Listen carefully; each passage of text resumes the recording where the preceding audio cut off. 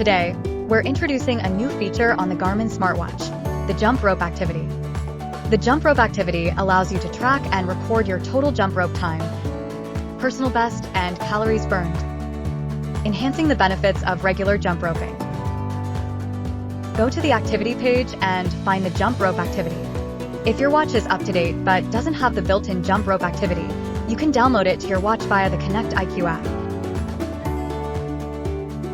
Once you enter jump rope activity, you can go to settings first.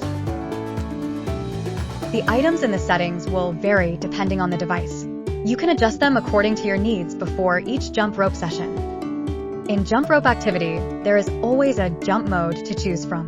These include free, fixed time, or fixed reps. For example, choosing fixed time allows you to set how long each jump rope round should last. Conversely, fixed reps sets the number of jumps as the target. Once the set time or number of jumps is reached, the activity will pause and vibrate to alert you that a round is complete. When you're ready, press the start button to begin the jump rope activity. During the activity, you can scroll up and down to view the current data.